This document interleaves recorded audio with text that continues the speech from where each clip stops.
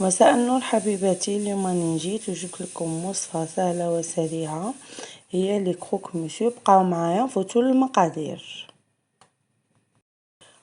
والان هنا كما راكم تشوفوا راني جبت قابصة نتاع بان دمي، وراح نستعمل فيها جبن طري، وراح نستعمل فيها فرماج طري يعني زبدة طرية عفوا، ورايحة نزيد معاها.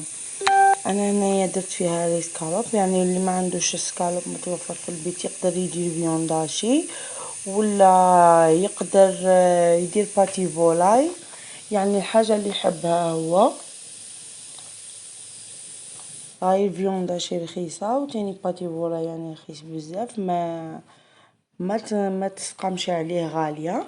كما راكم تشوفوا هنايا رايحه نحكم البان دمي تاعنا، رايحه ندير لها طبقه نتاع زبده طريه، يعني لازم تكون الزبده طريه باش ما تغبنكمش كي ديروا ديك الطبقه نتاع الزبده بهذه الطريقه اللي راكم تشوفوا فيها. ورايحه نزيد فوقها نزيد الطبقه نتاع الفرماج. وانا هنايا في هذا الوقت ديجا كنت موجده لي سكالوب تاوعي، يعني كنت مقطعتهم شرائح ودايره فيهم الحرور والملح،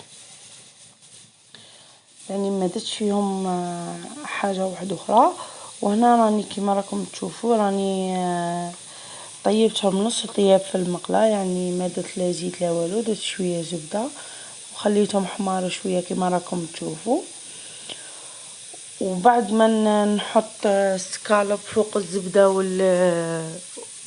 والفرماج، راح نزيد الطرونش تاعي تاع سكالوب، وراح نغطي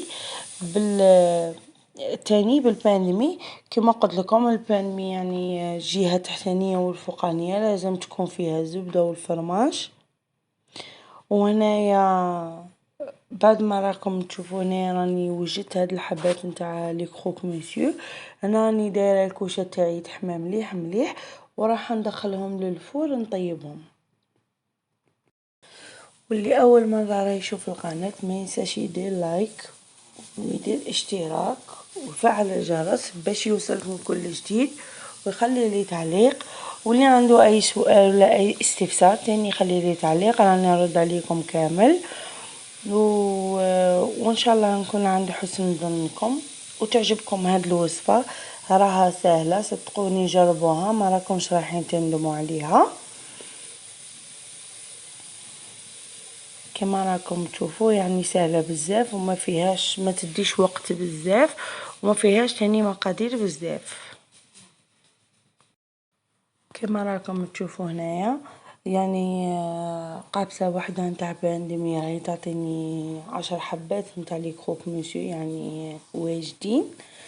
كما راكم تشوفوا هنايا راح نكمل الباندمي تاعي كامل بالعقل كما راكم تشوفوا، يعني راح ندير لها طبقه نتاع دهان، نزيد فوقها الفرماج، نزيد فوقها السكالوب، ونزيد الطبقه الثانيه تاني باندمي وفرماج وزبده، ونغطي عليها. هنا راح ندخلها للفرن نطيبها.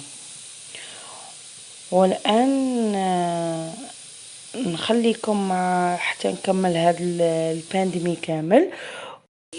وصدقوني راها وصفه رائعه جدا جدا، وجربوها وقولوا لي رايكم فيها. والان هنايا بعد ما راني قريبا نكمل الباندمي تاعي راح ندخله للفور كما قلت لكم نطيبه. والان راح نقولكم الى اللقاء، الى الفيديو القادم ان شاء الله. وهنايا بعد ما وجد الباندمي تاعي شوفوا كيفاش خرج، يعني راهو يشهي بزاف وما شاء الله، يعني طري من الداخل ماهوش قاصح، باسكو ديك الزبده ما تخليش يقساح. كما راكم تشوفوا هذا هو الشكل النهائي نتاع الباندمي تاعنا. جربوها ما راكمش رايحين تندموا عليها. والان جيت في نهاية الفيديو، نقولكم الى اللقاء الى الفيديو القادم. ما تنساوش ديروا لايك، تخلوا تعليق، واللي اول مره يشوف القناه ما ينساش يدير اشتراك ويفعل الجرس باش يوصلكم كل جديد من قناه اماني شانيل.